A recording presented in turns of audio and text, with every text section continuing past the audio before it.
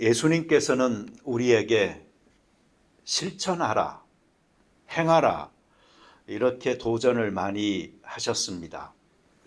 지난주 본문에서 살펴본 그 말씀 중에도 행하면서 가르치라 이렇게 말씀하셨잖아요. 근데 이것은 굉장히 직접적이죠. 이렇게 직접적이지 않더라도 여기 못지않게 도전적인 말씀도 있어요. 너희 의가 서기관과 바리새인보다 더 낫지 못하면 결단코 천국에 들어가지 못하리라. 좀 섬뜩하기까지 하지요. 무서워가지고 이 동기부여는 될지 모르겠어요. 하지만 그래서 실천한다면 이것은 구약 정신을 가진 신약 성도다 이렇게 말을 할 수 있겠습니다. 뭔가 안 맞잖아요.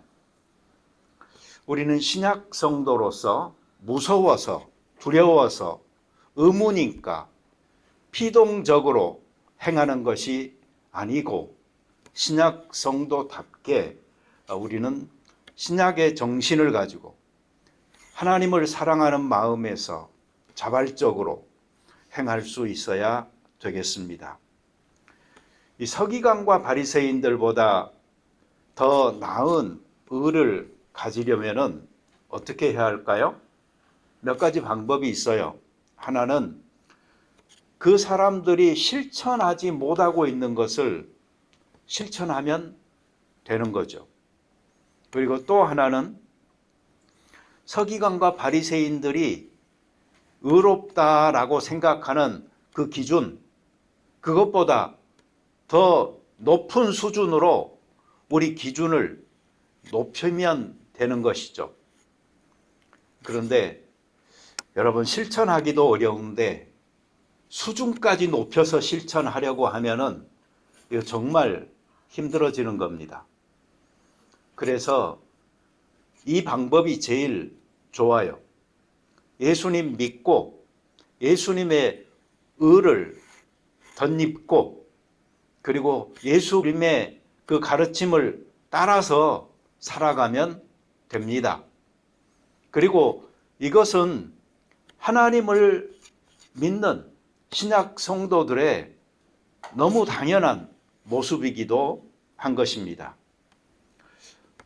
오늘부터 우리가 살펴볼 말씀은 예수님께서 아주 구체적인 그 주제들을 놓고 신약 성도들의 수준은 이래야 합니다 라고 말씀하신 내용들입니다. 그 첫 번째 주제가 살인입니다. 제가 며칠 전에 우리 집사람 있는 데서 내가 이번 주에는 살인에 대해서 설교할 거다 그랬어요. 그랬더니 뭐 집사람이 자리를 박차고 일어나지 않았으니까 다행인 거예요. 그냥 그 정도로요.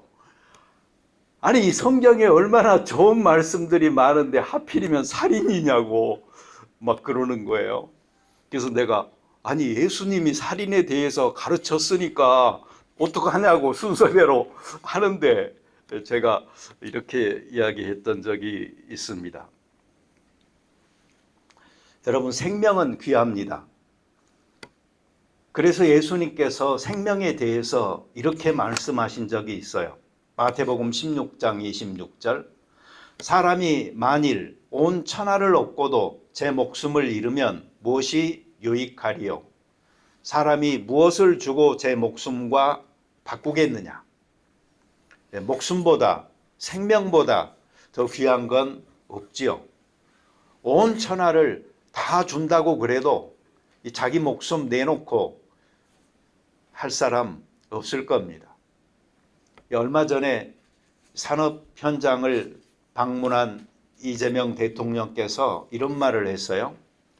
월급 200, 300 받는다고 그 사람의 목숨값이 200, 300인 것은 아니라고.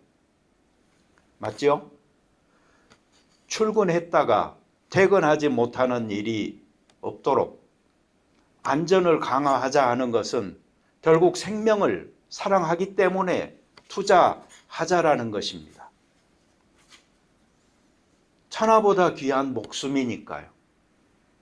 살인은 천하보다도 귀한 생명을 죽이는 행위입니다.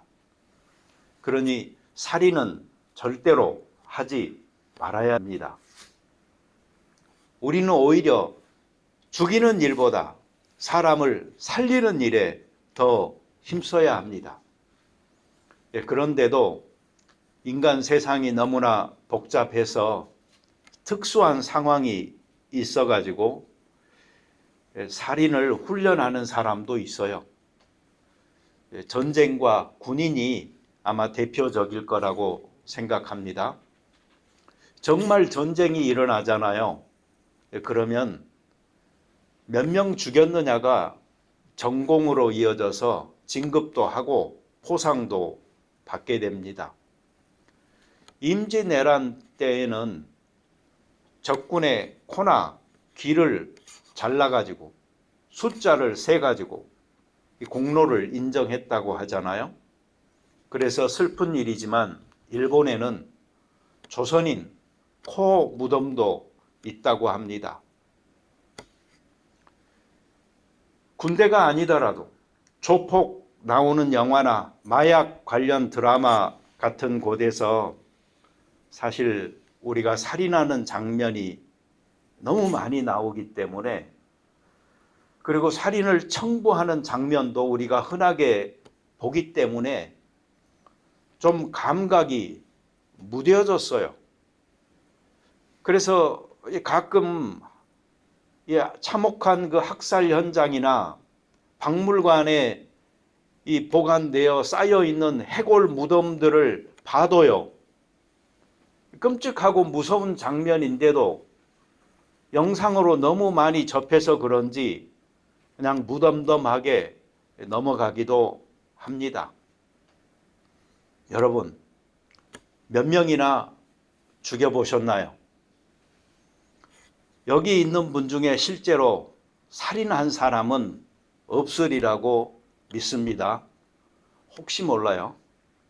하지만 본문이 말하는 살인에 대한 예수님의 정의를 보면은요, 우리는 모두 다 살인자입니다. 우리는 살인을 이렇게 정의할 수 있어야 합니다. 살인은 생명을 취해서 그 사람의 목숨을 빼앗는 그 행위가 아니고, 오히려 다른 사람의 삶을 억압하고 핍박해서 그 사람이 마땅히 살아야 할 고귀한 삶을 망쳐버리고 짓밟는 나의 말이나 행위가 바로 살인이다.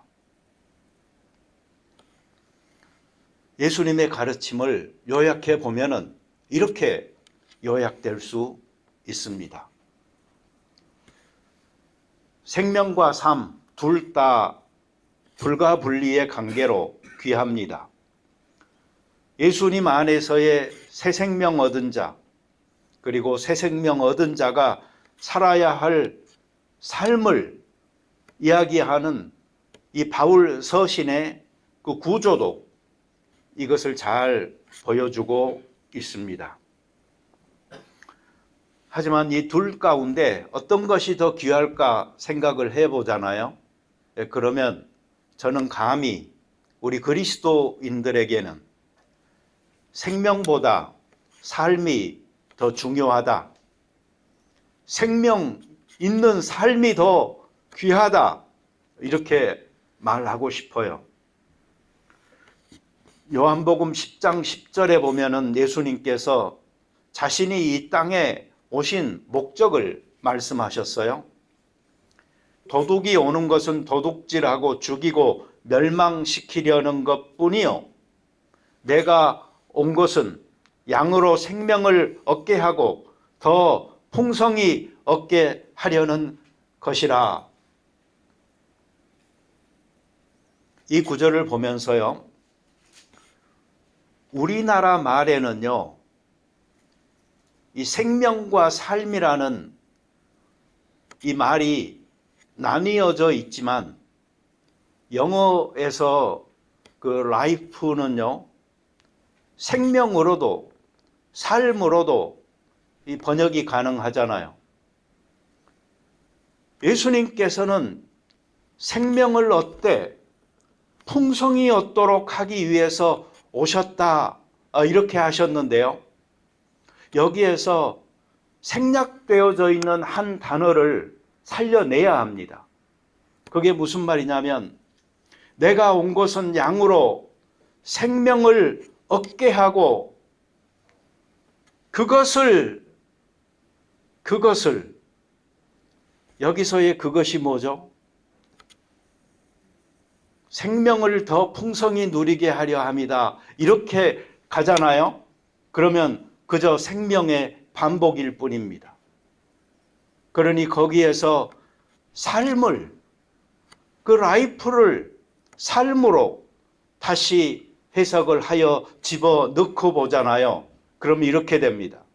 내가 온 것은 양으로 생명을 얻게 하고 더 풍성히 삶을 얻게 하려는 것이라. 그래서 풍성한 삶이라는 것은요, 우리가 바라는 것이기도 하지만 예수님께서도 우리가 누리도록 주고자 하셨던 것입니다. 이 생명은 한 번 얻으면 되는 겁니다. 살아났는데 뭘 또 바라요? 산 사람 자꾸 살려놔 봤자 그냥 산 사람일 뿐이잖아요. 아무리 자꾸 살려도 생명이 두 개가 되지 않잖아요. 어차피 하나밖에 없는 생명이에요. 그러니 예수님께서 살려놨으니 이제 살면 되잖아요. 죽었다가 살아난 사람이니 정말로 감사하면서 내 삶을 사는 것처럼 살아보면 되잖아요. 나 또 살려내, 나 또 살려내 하고 계속 목숨을 구걸하며 따라다닐 필요 없잖아요. 그런데 요즘 많은 크리스천은 이런 상태에 그냥 머물러 있어요. 나 새 생명 얻었네 했으면 그 새 생명으로 새로운 삶을 본격적으로 살면 되는데 그거는 하지 않고 그냥 새 생명의 즐거움 속에서만 갓 태어난 아이로 만족하고 베이비 노릇하는 경우가 정말로 많은 것입니다. 내 생명이 귀하듯이 남의 생명도 귀합니다. 나의 삶이 소중하듯이 남의 삶도 소중합니다. 어떤 누구의 생명이나 삶도 어떤 다른 누구의 생명이나 삶보다 더 귀하지 않고 또한 덜 귀하지도 않습니다. 모두가 동등하게 귀합니다. 그래서 서로에게 서로가 소중한 이 생명과 삶을 잘 지켜주려면 어떻게 해야 할까요? 소중한 생명들이 함께하는 사회에서 어떻게 하면은 서로의 삶을 해치지 않고 잘 살아갈 수 있을까요? 그것을 예수님께서 말씀하고 계십니다. 10계명 중에 제 6계명이죠. 살인하지 말라. 이 말을 옛날 유대인들은 단순하게 육체적인 생명을 빼앗는 것으로만 생각을 했어요. 그런데 예수님께서는 이것을 승화시켜서 영적인 의미를 갖춰서 마음의 살인도 살인이다 라고 말씀하신 겁니다. 그러면서 세 가지 구체적인 예를 드시는데, 그 첫째가 뭔고 하니 형제에게 노하는 자, 심판을 받게 된다. 이 성급한 분노, 노여움, 화내는 거, 이게 바로 살인이다. 이렇게 말씀하신 거예요. 여기에서 노는 헬라어로 올기조라는 말인데요. 저는 한국말로 얽히조라는 말처럼 이렇게 들리더라고요. 화를 내잖아요. 그러면 일도 꼬이고요, 관계도 꼬이고 얽혀서 복잡해집니다. 그러니 화내기 전에요, 자기 화를 잘 다스리는 거 정말 중요합니다. 창세기 4장에서 형제가 형제를 죽이는 그 인류의 첫 번째 살인, 가인이 아벨을 죽이는 살인이 일어났잖아요. 그런데 그때도 마찬가지예요. 그 살인의 직접적 동기를 보잖아요. 그러면 가인이 화가 난 거예요. 분이 가득해서 안색이 변해서 어쩔 줄을 몰라서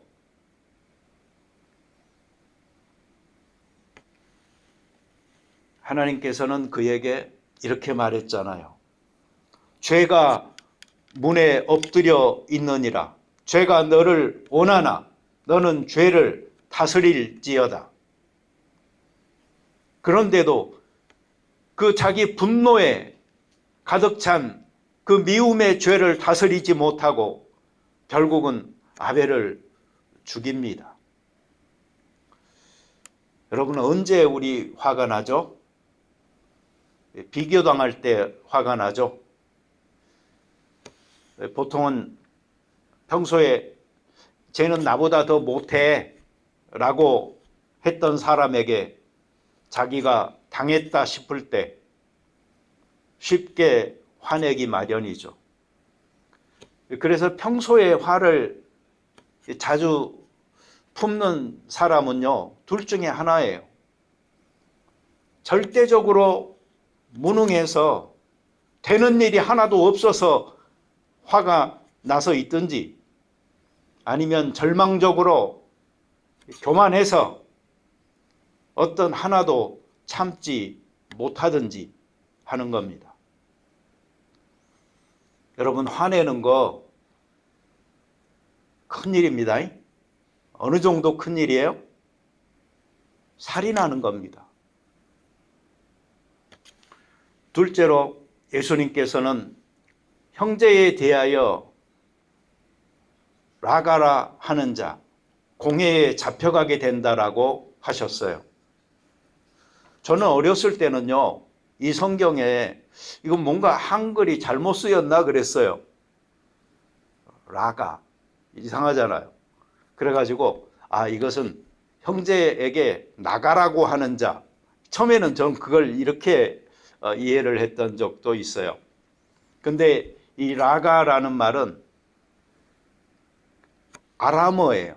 아람어는 그 당시에 통용되는 언어였어요. 근데 흐라카라는 말인데 이 라카, 흐라카, 이 라가라고 해서 그렇게 쓰게 됐던 거죠. 근데 이 말은 그 당시에 사람들이 많이 썼나 봐요. 그러니까 그냥 그대로 갖다가 써놓은 거예요. 어리석은 사람, 머리가 텅 빈 사람, 비방하며 쓸모없다고 하는 말이죠. 교만에서 나오는 모욕과 멸시의 말입니다. 우리 옛날 그 조상들, 어른들도요, 이 좀 나이 어린 사람들이 또는 뭐 집에서 부리는 종 하인들이 뭘 좀 잘못하잖아요. 그러면은 이 말을 정말 많이 했던 것 같아요. 아이고, 쓸모없는 놈 같으니. 이런 말, 우리는 정말 옛날 그 드라마들을 봐도요, 이런 말을 많이 들었어요. 그런데 이게 바로 뭐예요? 이게 살인하는 거라고 성경은 말하는 거예요. 여러분, 삶은 가치 있어요. 누구나 그 사람에 맞게끔 다 쓰임이 있는 겁니다. 그런데 다른 사람의 삶을 무가치하게 내가 판단해서 야, 이런 아무 쓸모라고는 없는 인간이 이렇게 말한다는 것은 그것은 살인하는 겁니다. 누구의 삶이든 생명이든 가치 있고 귀하게 여겨야 합니다. 우리는 크리스찬으로서 알고 있잖아요. 하나님의 소명을 가지고 있는 자. 이게 사명으로 연결되어지고 그리고 사명이 있을 때에 열심으로 자기의 삶을 살게 되죠. 그렇게 되면 우울증이나 무의미성, 허무감 이런 데서 벗어나서 목적성을 가지고 보람 있게 추구하는 부름받은 자로서의 삶을 살아갈 수가 있는 것입니다. 셋째로 예수님께서는 미련한 놈이라고 하는 자, 지옥불에 들어가게 된다. 이렇게 말씀하셨어요. 이 세 번째 표현이 제일 강한 것 같아요. 남한테 미련하다고 하지 마세요. 이 말은 모로스라는 말인데 바로 그 앞에 나온 흐라카와 비슷한 뜻입니다. 근데 조금 더 구체적이어서 둔하다, 얼간이 같다, 부주의하다, 바보다, 불합리하다, 틀렸다 이런 뜻으로 보시면 되겠습니다. 평소에 이런 말 남에게 많이 쓰는 사람들 살인하는 겁니다. 미움과 증오에서 나오는 아주 독한 비방입니다. 정죄입니다. 혹시 여러분들의 마음에 누구에 대한 미움이 생기잖아요. 그러면 증오로 발전시키지 마시고 사랑으로 승화하셔야 합니다. 아니면은요, 자기 주변에 온통 복수하고 싶은 사람들 뿐이에요. 살아갈수록 미워하는 사람은 계속 생기거든요. 미움을 한번 갖게 되면은요, 마치 그림 그릴 때 페인트로 이렇게 칠하듯이요, 전부 다 밉게 보이게 만드는 힘이 있어요. 그렇지만 사랑은 또 다 이뻐 보이게 만드는 힘이 있는 것입니다. 그래서 보면은 선택은 그렇게 많지 않아요. 사랑하며 살든지 미워하며 살든지 그냥 둘 중 하나입니다.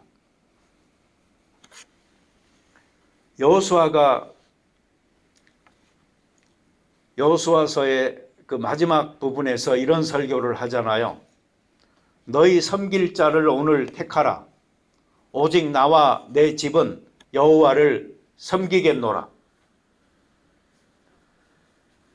하나님을 섬길지 아닐지 결정하고 하나님을 사랑해야 하듯이 사람도 마찬가지예요.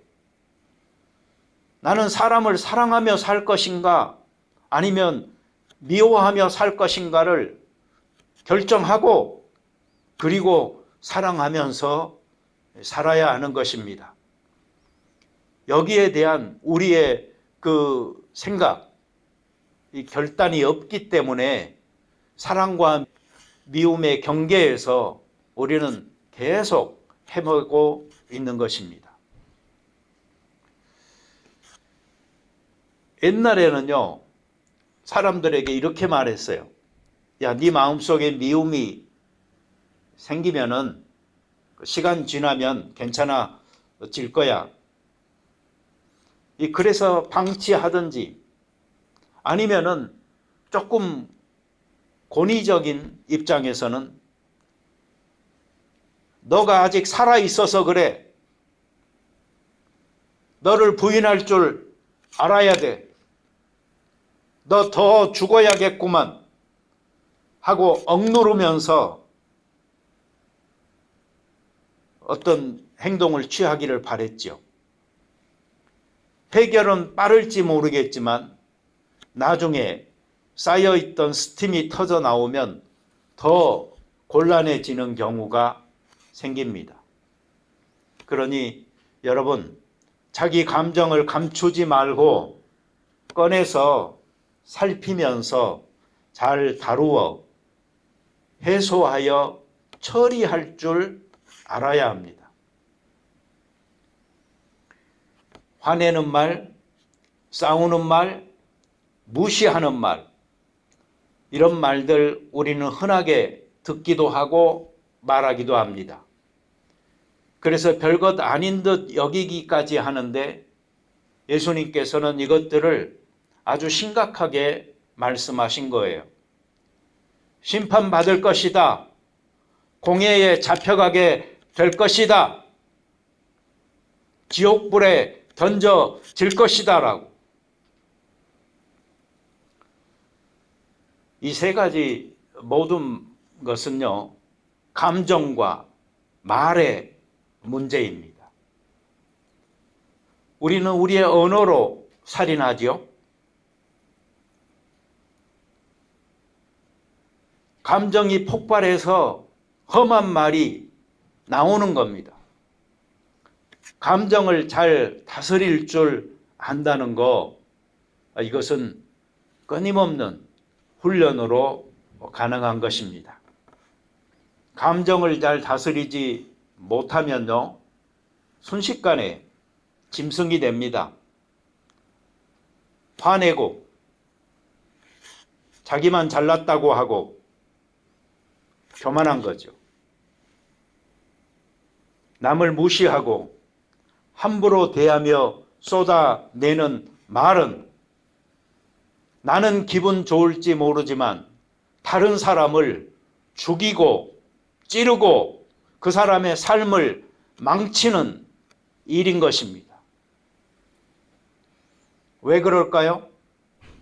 그거는 그 사람의 독창성, 능력, 가능성을 무시하고 얕잡아 보는 말들이기 때문인 거예요.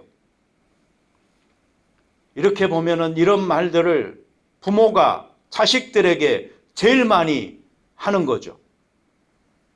아이들 키울 때 인격적 살인을 하고 있으면서도 그걸 몰라요. 그래서 그 아이의 하나님께서 심어준 그 영혼의 귀중함을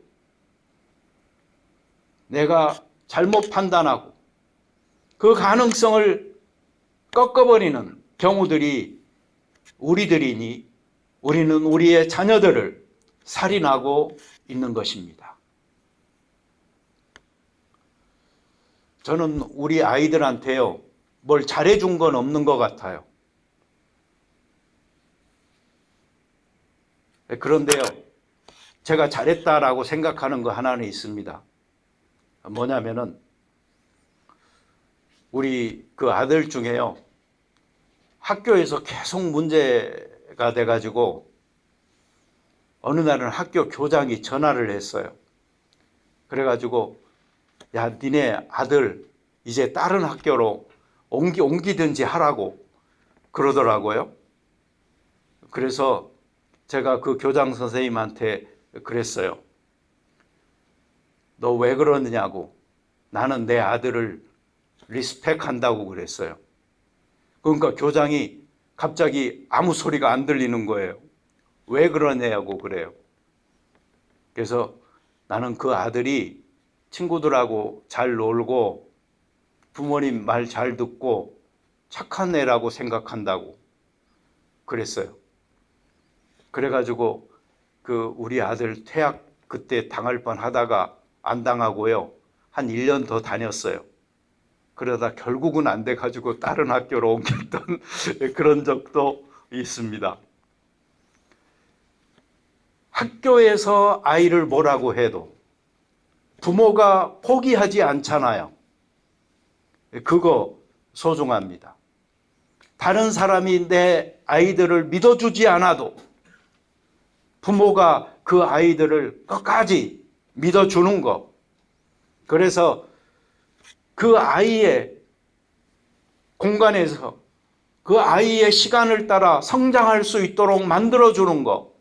그게 부모에게는 참으로 소중한 것인데 어쩌면 우리는 앞서서 우리들 스스로가 아이들을 인격적으로 정죄하고 살인하면서 가정을 지옥으로 만들어버리는 경우는 없는지 모르겠습니다. 잠언서 18장 6절 8절에 보면은요, 미련한 자의 입술은 다툼을 일으키고 그의 입은 매를 자청하느니라. 미련한 자의 입은 그의 멸망이 되고 그의 입술은 그의 영혼의 그물이 되느니라. 남의 말하기를 좋아하는 자의 말은 별식과 같아서 뱃속 깊은 데로 내려가느니라. 수요일에 만났을 때 브루스가 이렇게 말하더라고요. 이번 주말에 비 온다고. 그래서 제가 자신 있게 말했어요. 목요일 날은 비가 오고 금요일 날은 반반이고 주말에 가면 좋아질 것이라고.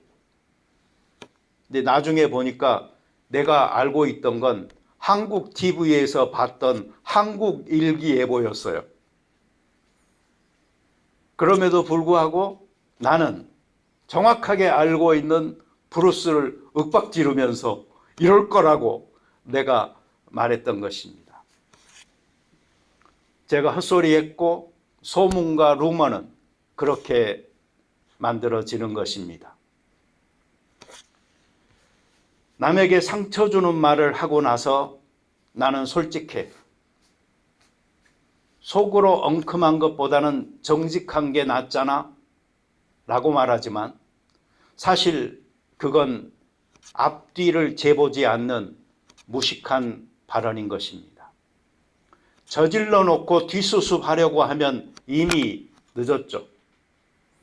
아무리 사실을 말하더라도 그로 인해 누군가가 상처를 받고 피해를 입는다면, 그로 인해 그 사람의 자아상이 찌그러지게 형성되고 자신의 가능성을 발휘하지 못하며 주눅든 채로 살아간다면 나에게 책임이 있는 것입니다.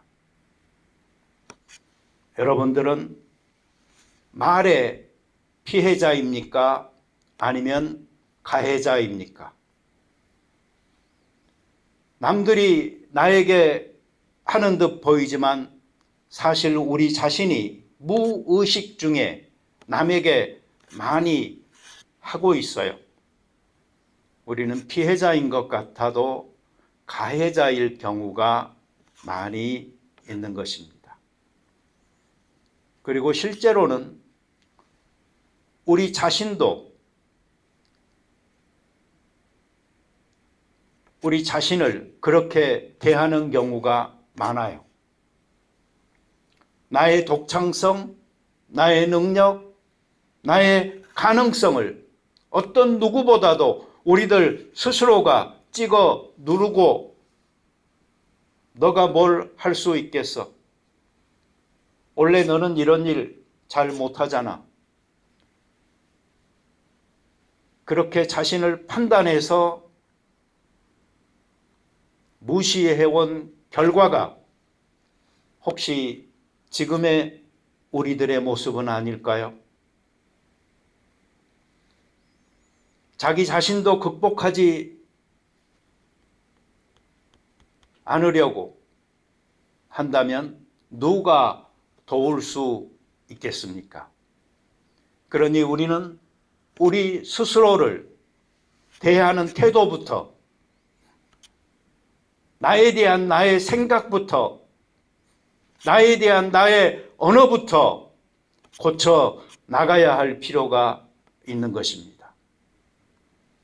이런 말들 하는 사람 어떻게 되죠? 심판을 받게 되고 공회에 잡혀가고 지옥불에 들어가게 될 것이다 라고 예수님께서 말씀하셨습니다. 그리고 결국 예수님께서 말씀하신 이 기준이 나중에 나를 판단하는 기준이 될 것입니다. 우리는 우리의 말과 행동, 수준 낮은 말과 행동으로 다른 사람과의 관계에 파괴적이지 말고 이 교훈의 마지막에 나오는 화해와 용서의 메시지처럼 화합할 수 있는 올바른 관계로 세워나가야 하겠습니다. 여러분, 용서라는 것은요, 계산하지 않을 때 가능한 것입니다. 70번씩 7번이라는 예수님의 그 말이 생각나가지고 그 숫자를 세고 있는 사람들은 절대로 사람을 용서하지 못합니다. 자기도 잊어버리거든요. 만약에 숫자로 계산한다면 나에게 잘못한 그 사람도 우리에게 결코 용서를 구하지 못했을 것입니다. 그러니 용서, 화해에 관계되어져서는 숫자 계산하지 말고 먼저 기쁨으로 할 수 있는 우리가 되어야 되는 것입니다. 결론으로 말씀드립니다. 예수님께서는 산상수훈이라는 정말로 귀한 교훈을 주셨습니다.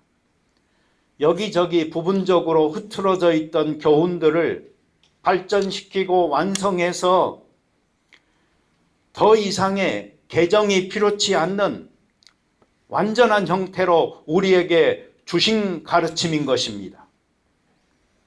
그래서 우리는 율법이 폐지됐다라고 말하기보다 율법이 완전해졌다라고 말하는 것입니다. 사람도 완전케 하여서 사용해야 합니다. 잘 고치고 다듬어서 만들어 가는 것입니다. 망가져서 회복 불가능해 보이는 우리를 위해서 십자가에서 자신의 생명으로 우리를 대접해 주신 예수님 때문에 얻게 된 그 새 생명으로 우리의 새 삶을 잘 살아낼 의무가 우리에게 있는 것입니다.